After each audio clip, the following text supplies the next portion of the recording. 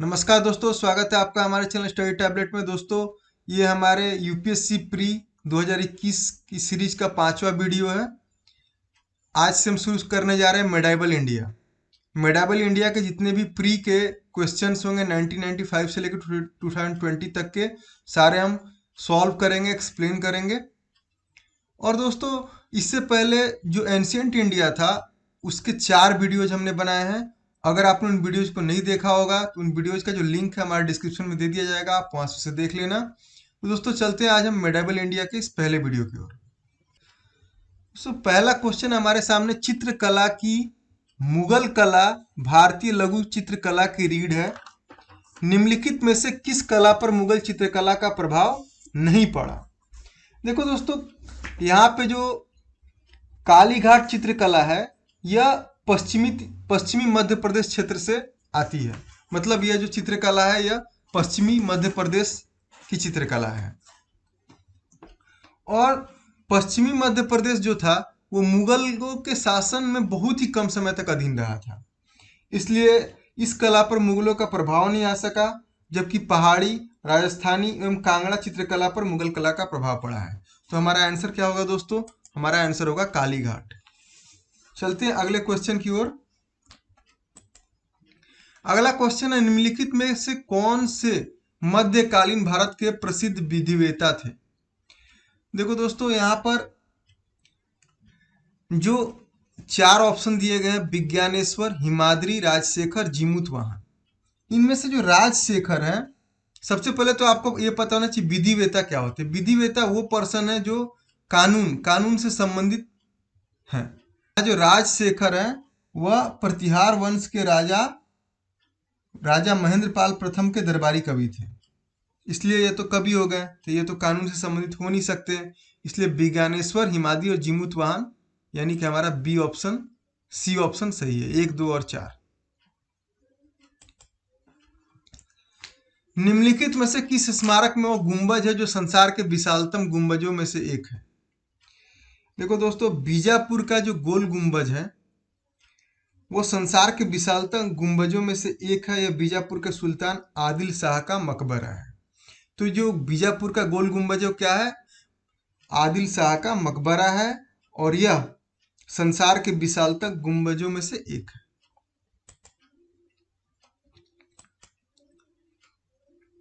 अष्टप्रधान नाम की मंत्रिपरिषद किसके प्रशासन में थी? गुप्त प्रशासन में, चोल प्रशासन में, विजयनगर प्रशासन में, मराठा प्रशासन में?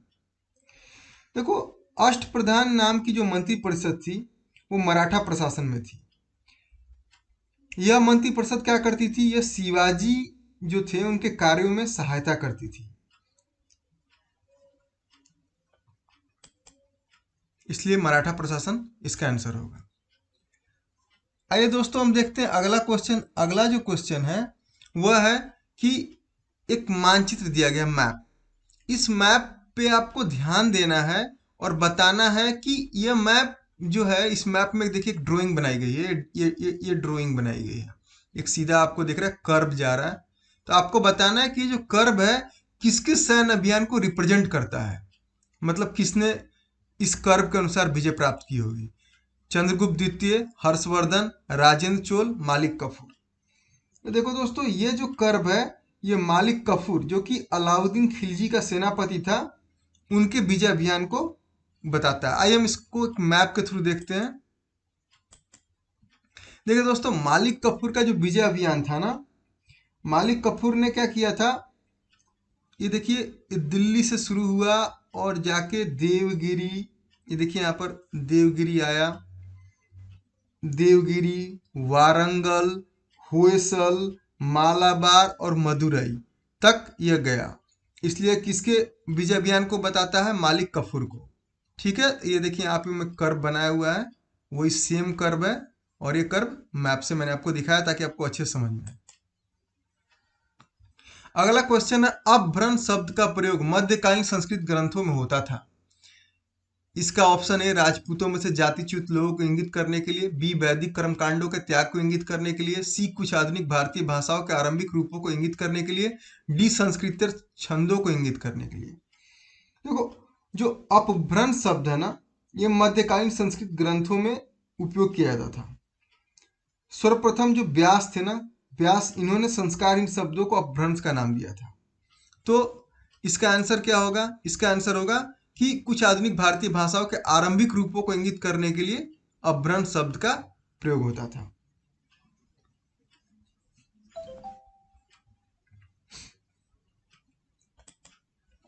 नस्तालिक क्या है? एक प्रकार की फारसी लिपि जो मध्यकालीन भारत में प्रयुक्त होती थी, एक राग जिसकी रचना तानसेन ने की थी, मुगल शासकों द्वारा उद्गृहित एक उपकर, उलेमाओं के लिए एक आचार संहिता।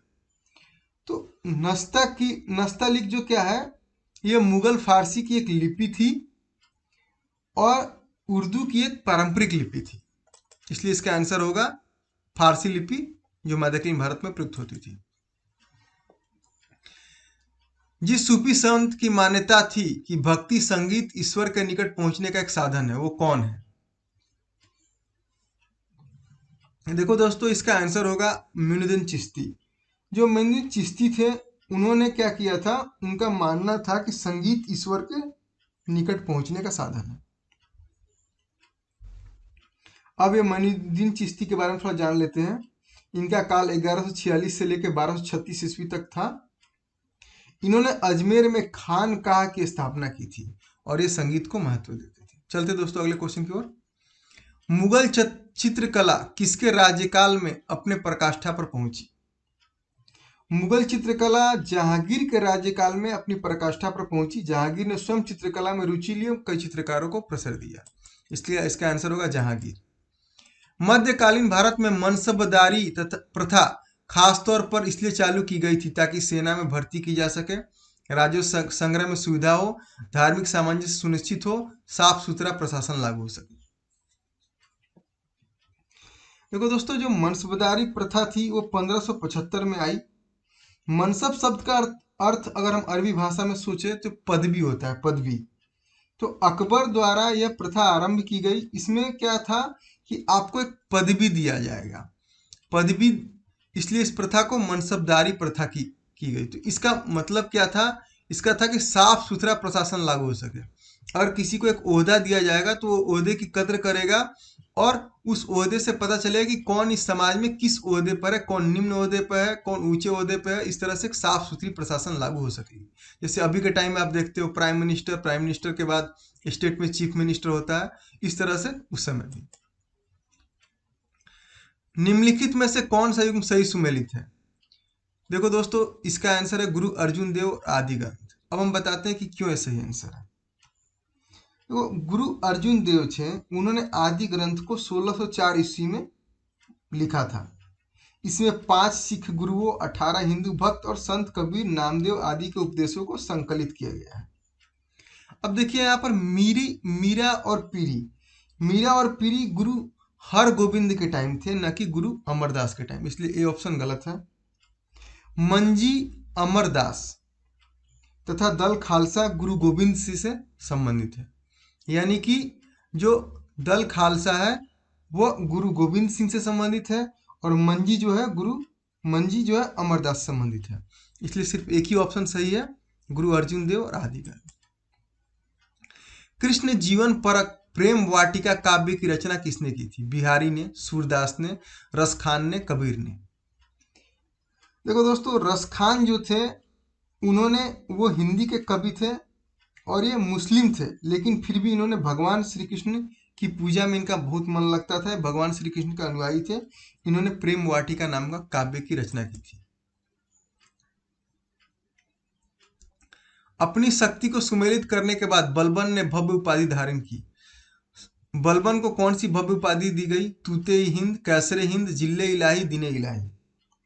देखिए दोस्तों, बलबन को जिल्ले इलाही की उपाधि दी गई।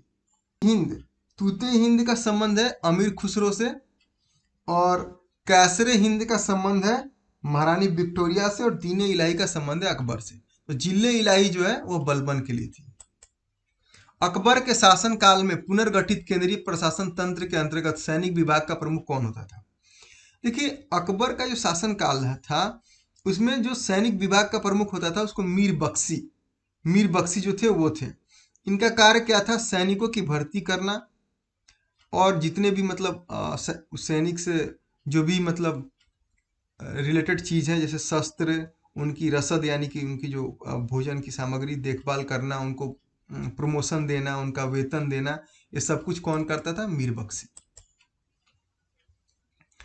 भारत में सूफियों, यहाँ देखिए दो स्टेटमेंट दिए गए हैं, दोनों स्टेटमेंट को लेके आपको एक क्वेश्चन बनाना है। भारत में सूफियों के चिश्ती धर्म संघ का प्रवर्तक और सर्व प्रमुख व्यक्ति ख्वाजा मोइनुद्दीन चिश्ती हैं। ये इसका स्टेटमेंट है। इसका रीजन क्या है? चिश्ती धर्म संघ ने अपना नाम अजमेर में स्थित ग्राम चिश्त से लिया है। अब देखिए दोनों स्टेटमेंट को बताया गया है कि दोनों में से कौन कौन से सही है, और दोनों एक दूसरे को सही से एक्सप्लेन करते हैं कि नहीं है। अब इसके 4 ऑप्शन दिए गए हैं, हमको देखना है कौन सा ऑप्शन सही है। देखो दोस्तों, ये जो सूफी थे ना, चिश्ती सूफी जो थे, यह धर्म के प्रवर्तक और सर्वप्रमुख व्यक्ति ख्वाजा मोइनुद्दीन चिश्ती हैं। मोइनुद्दीन चिश्ती मोहम्मद गोरी की सेना के साथ 1192 में भारत आए और अजमेर को उन्होंने अपना निवास स्थान बनाया। चिश्ती शब्द जो है अफगानिस्तान के गांव चिश्त से लिया गया है। तो देखो अब देखो यार, फर्स्ट तो सही है कि सूफियों के चिश्ती धर्म संघ का प्रवर्तक है और सर्वप्रथम व्यक्ति ख्वाजा मोइनुद्दीन चिश्ती हैं, सही है। लेकिन यहाँ जो सेकंड है, चिश्ती धर्म संघ ने अपना नाम अजमेर में स्थित ग्राम चिश्त से लिया, तो ये अजमेर का ग्राम नहीं है, ये अफगानिस्तान का जगह है चिश्ती। ठीक है, तो इसलिए यहाँ का ऑप्शन सी ए सही है, परंतु आर गलत है। महाभारत की विषय वस्तु पर विभिन्न भाषाओं के कृतिकारों और उनकी कृतियों के निम्नलिखित युग्म में उसे कौन सा एक सही सुमेलित है? सारला दास बंगाली, काशीराम उड़िया, टिक्कन मराठी, पंपा कन्नड़। देखो दोस्तों, पंपा जो है, पंपा ने कन्नड़ भाषा में महाभारत का अनुवाद किया था, इसलिए यहाँ पर सही आंसर है डी, पंपा कन्नड़। जिस मध्यकालीन भारतीय लेखक ने अमेरिका की खोज का उल्लेख किया था वो है, देखो दोस्तों, अबुल फजल जो है, उन्होंने कई ग्रंथों को रचना की, उन्होंने अमेरिका की खोज का भी उल्लेख किया, इसलिए अबुल फजल आपका आंसर है। शिवाजी के अष्टप्रधान का जो सदस्य विदेशी मामलों को देखरेख करता था वह कौन था? देखो, शिवाजी के टाइम जो पंडित राव जी थे, वो धार्मिक मामलों में छत्रपति जी शिवाजी के मुख्य सलाहकार थे, तथा पेशवा जो थे वो मुख्यमंत्री थे, उन्हें प्रशासन के निरीक्षण का कार्य दिया जाता था। सुमंत जो थे वो विदेशी मामलों का देखभाल करते थे, इसलिए यहाँ पर आंसर क्या होगा? सुमंत, क्योंकि सुमंत वो विदेशी मामलों की देखभाल करते थे। और हाँ, सचिव ऑप्शन में भूल गया, सचिव जो थे, सचिव का काम था पत्राचार। तो पेशवा कौन थे?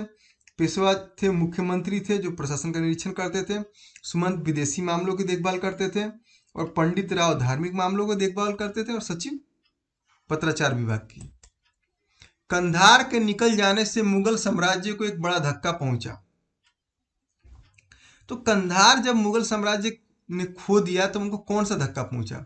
प्राकृतिक संसाधन के दृष्टिकोण से, मध्यवर्ती राज्य क्षेत्र के दृष्टिकोण से, संचार व्यवस्था के दृष्टिकोण से, और सामरिक महत्व के दृष्टिकोण से। देखो दोस्तों, आपको प्राकृतिक, मध्यवर्ती, संचार, सामरिक हो सकता है कुछ दोस्तों को ना समझ में आता हो। सामरिक का मतलब होता है स्ट्रेटजिक, तो देखो इसका आंसर होगा डी, सामरिक महत्व से।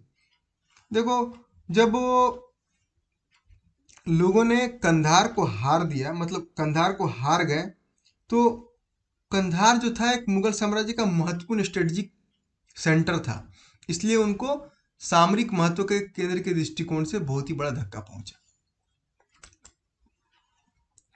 सल्तनत काल में फौजिल का अर्थ क्या था? अभिजात वर्ग को दिया जाने वाला अतिरिक्त भुगतान, वेतन के बदले में निर्धारित मालगुजारी, इक्तदारों द्वारा सरकारी खजानों में जमा की जाने वाली अतिरिक्त राशि, कृषकों से की जाने वाली गैर कानूनी जबरन वसूली। तो दोस्तों, सबसे पहले तो आप समझो कि इक्ता का मतलब क्या होता है।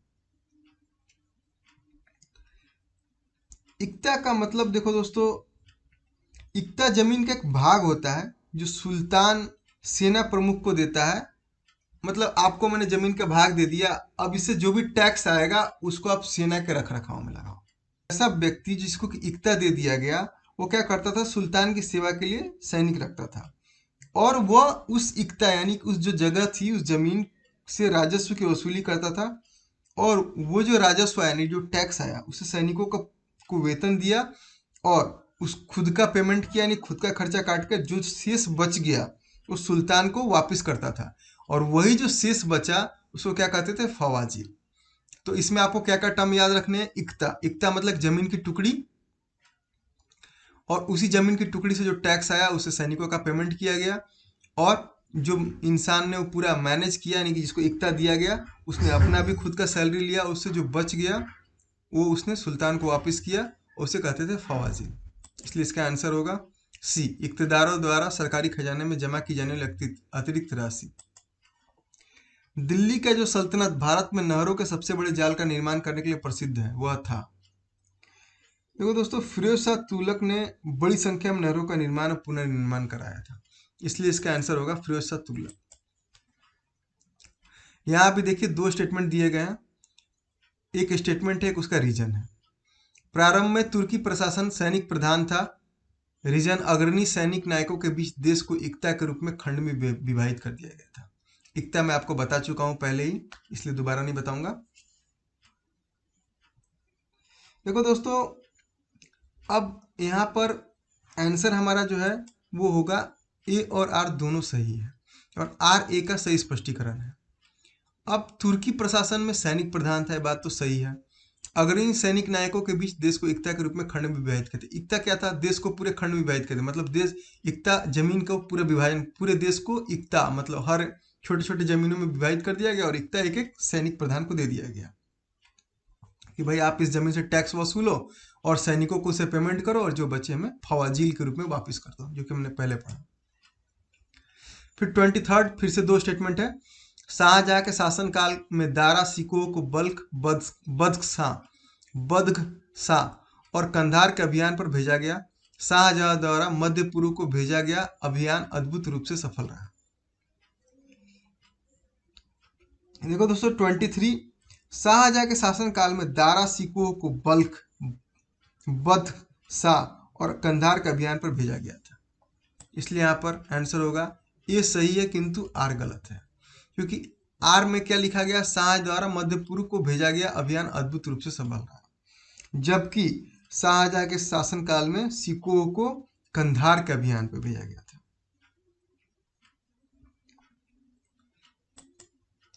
निम्नलिखित कथनों पर विचार कीजिए। अहदी में घुड़सवार सिपाही थे जिन्होंने अपनी सेवा एकाकी प्रदान की, जिन्होंने कि सरदार के साथ अपने को संलग्न नहीं किया, सम्राट ही जिसका आसन कर्नल था, जिन्होंने अपने को मिर्जाओं के साथ संलग्न किया। देखो दोस्तों, मैं अहदी के बारे में बताना चाहूँ तो अहदी वो घुड़सवार सैनिक थे जो सीधे मुगल शासक की सेवा में थे। वो किसी मनसबदार के सैनिक नहीं होते थे। मनसबदार यानी कि जो प्रमुख था, इनकी नियुक्ति स्वयं मुगल शासक करते थे और इन्हें अत्यंत ऊंचा वेतन दिया जाता था। मतलब एक तरह से अहदी वो सिपाही थे जो कि मतलब उनको मुगल शासक खुद नियुक्त करते थे। उनमें कुछ अलग ही क्वालिटी होती थी। वो किसी सेना के अधीन नहीं थे, वो सीधे मुगल शासक को रिपोर्ट करते थे और उन्हें ऊंचा वेतन दिया जाता था। इसलिए यहाँ पर 1, 2 और 3 सही है।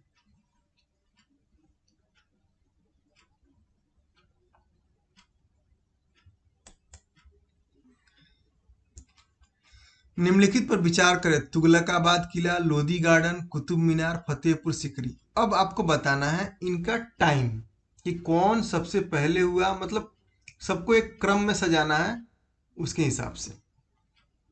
देखो दोस्तों, सबसे पहले कुतुब मीनार, ये 1192 ईस्वी में आया, इसलिए फर्स्ट हो गया।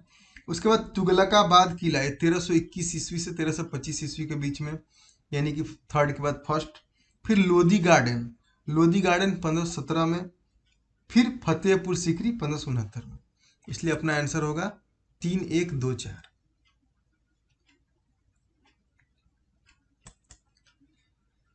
अब यहाँ देखिए दो ऑप्शन दे दिए गए। अब आपको सामने जो युद्ध हुए हैं या जो घटनाएं इवेंट्स हुए उनको सामने के जो ये आपको ईयर दिया गया उससे मिलाना है। तो देखिए दोस्तों, हल्दी घाटी का जो युद्ध है ना, बहुत ही फेमस युद्ध है। ये 18 जून 1576 को राजस्थान के हल्दी घाटक नामक स्थान पर लड़ा गया, और ये मुगलों और मेवाड़ों की सेना के बीच में लड़ा गया था। अकबर का राज्यारोहण 1556 में 14 वर्ष की आयु में कलानौर नामक स्थान पर हुआ था। इसलिए जो पांचवा जो ऑप्शन है वो ए को डिनोट करता है। ठीक है। अब आते हैं कि जो 1600 ईस्वी में 1600 ईस्वी में क्या हुआ था, ईस्ट इंडिया कंपनी को अधिकार पत्र प्रदान किया गया था, इसलिए बी का चौथा सही है। अब आते हैं सी, 1686 ईस्वी में 1686 ईस्वी में शिवाजी का देहांत हुआ था, इसलिए सी का थर्ड। और 1739 ईस्वी में नादिर शाह का दिल्ली पे कब्जा हुआ था, इसलिए अपना बी ऑप्शन सही है। नीचे दिए गए मानचित्र में छायित भाग पर एक काल विधि विशेष में अकबर के साम्राज्य को दर्शाया गया है। ए स्वतंत्र देश का परिचायक है और बी एक नगर की स्थिति दिखाता है। अब बताइए कि इसमें से कौन सा विकल्प सही जानकारी, तो विकल्प हम आगे आते हैं। ठीक है, सबसे पहले तो मैं आपको बता देना चाहता हूं दोस्तों,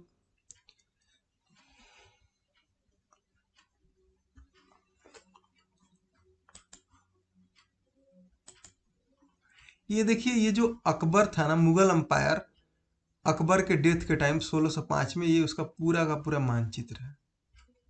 ठीक है, ये पूरा मानचित्र आप देख सकते हो। अब इसमें आंसर क्या होगा, 1605 ईस्वी में अकबर, गोंडवाना और लाहौर।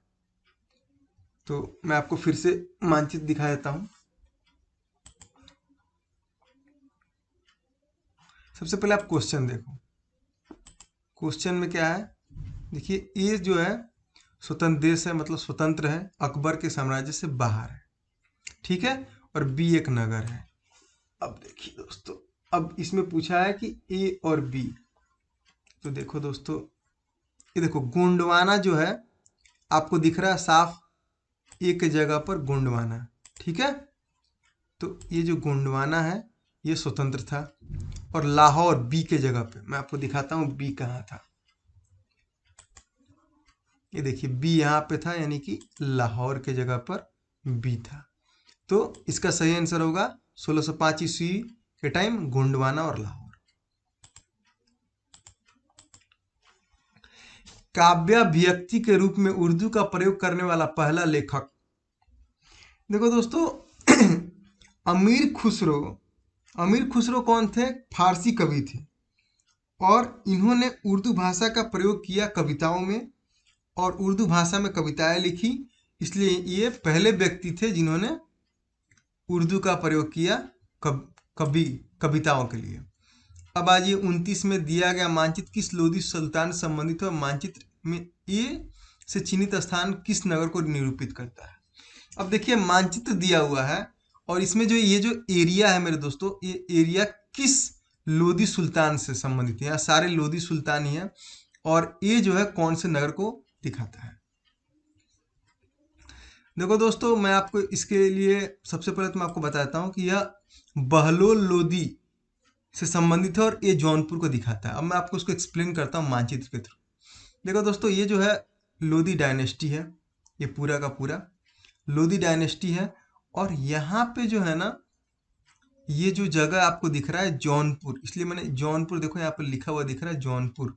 ठीक है, ये मेरा कर्सर जहाँ जा रहा है जौनपुर पे जा रहा है, इसलिए ये बहलोल लोधी का है, और ये जौनपुर को दिखाता है। अब ये दोस्तों, अकबर के काल में हर 10 घुड़सवार सैनिकों के लिए मनसबदारों को 20 घोड़ों की रखरखाव करनी पड़ती थी। अब ये तो स्टेटमेंट हो गया, इसका रीजन क्या है, इसका रीजन है कि घोड़ों को यात्रा में आराम देना होता था, और युद्ध के समय उनको बदलना आवश्यक होता था। अब आपको बताना है कि ये दोनों स्टेटमेंट जो है वो सही है, और स्टेटमेंट आर है वो ए का। देखो दोस्तों, इस क्वेश्चन को समझने से पहले हमें समझना पड़ेगा एक प्रणाली। इस प्रणाली का नाम था दो अस्पा सिंह अस्पा, यह जहांगीर ने चलाई थी। इस प्रणाली के अंतर्गत क्या होता था कि मनसबदार, यानी कि जो सेना में जो एक पोस्ट होता था, मनसबदार प्रमुख होता था, उसको क्या करना पड़ता था कि अपने सवार जितने भी उसके घुड़सवार थे उसके दुगने घोड़े रखने पड़ते थे, मतलब एक घोड़सवार पर 2 घोड़े। जबकि सी अस्पा पर क्या होता था कि मनसबदार को अपने सवार के पद के 3 गुने घोड़े रखने पड़ते थे। इसलिए यहाँ पर जो स्टेटमेंट फर्स्ट है, अकबर के काल में हर 10 घुड़सवार सैनिकों के लिए मनसबदार को 20 घोड़ों की रखरखाव करनी पड़ती थी, यह गलत है, क्योंकि अकबर ने नहीं, जहांगीर ने शुरुआत की थी। ठीक है, तो ये तो गलत है। और दूसरा जो स्टेटमेंट है वह घोड़ों को यात्रा में आराम देना पड़ता था, क्योंकि अगर क्या होगा, अगर कोई जैसे कोई लड़ाई हो रही है तो लड़ाई होने के लिए, लड़ाई एकदम से मतलब राज्य के किले के पास नहीं होती थी, वो कहीं दूर होती थी किसी मैदान में। तो वहां तक अगर कोई घोड़ा गया और वो लड़ाई में जाते थक गया तो फिर वो घोड़ा कैसे लड़, मतलब अपने सवार को कैसे हेल्प कर पाएगा लड़ाई लड़ने में। इसलिए क्या होता था कि घोड़े को आराम दे के फिर दूसरे घोड़े को यूज करो, फिर वो घोड़ा थक जाए फिर उस घोड़े को यूज करो। इसलिए एक घुड़सवार के पास दो या चार या दो या तीन या चार जो भी घोड़े होने चाहिए थे। इसलिए यहाँ पर डी ऑप्शन सही है कि ए गलत है किंतु आर सही है। तो आपको यहाँ पर दो अस्पा सिंह अस्पा जो प्रथा है वो खासतौर से पढ़ लेना है, ये जहांगीर के द्वारा चलाई गई थी। दक्षिण भारत के इतिहास में उससे संगत एक विशेषता मिलती है कि बड़े साम्राज्यों की अपेक्षा छोटे साम्राज्य ज्यादा विकसित हुए। इसका कारण क्या था? देखो दोस्तों, अगर हम इस क्वेश्चन की ओर आते हैं तो वो जो समय था, अब यहाँ पे जितने भी ऑप्शंस है, वो जो समय था वो समय किस चीज का था? खेती के लिए जाना जाता था, क्योंकि खेती से ही सारा कुछ होता था। तो ये जो ऑप्शन है इसका सही आंसर क्या होगा? इसका सही आंसर होगा विशाल उपजाऊ भूमि क्षेत्रों का अभाव। बड़े साम्राज्य जो होते थे उनमें क्या होता था, वो जगह तो जीत लेते थे, लेकिन उस पूरे साम्राज्य में जो उपजाऊ भूमि हो वो उतनी नहीं होती थी जितना एक छोटे राज्य में होती थी। छोटे राज्य क्या होते थे, एक छोटे जगह पर केंद्रीय होते थे और वो एक छोटे जमीन को फोकस करके, उसको उपजाऊ जमीन को फोकस करके बनाए जाते थे। इसलिए इसका ऑप्शन होगा विशाल उपजाऊ भूमि क्षेत्रों का अभाव। चलते अगले क्वेश्चन की ओर। राजा को अपनी प्रजा से मुक्ति मिली और प्रजा को अपने राजा से, ये किसके निधन पर बदायूं ने इस प्रकार की टिप्पणी की थी?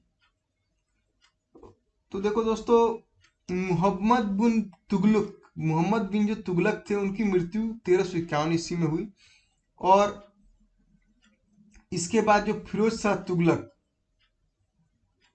जो उसका चचेरा भाई था, उत्तराधिकारी बना। तो मोहम्मद बिन तुगलक के मरने पर जो बदायूं थे उन्होंने इस प्रकार की टिप्पणी की कि राजा को अपने प्रजा से मुक्ति मिल गई, प्रजा को अपने राजा से।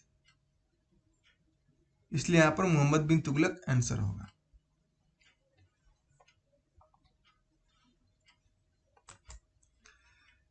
अब आते हैं अगला क्वेश्चन। जैन उल आबिदीन द्वारा पूरी की गई कश्मीर की जामा मस्जिद की प्रभावी विशेषता में क्या शामिल है?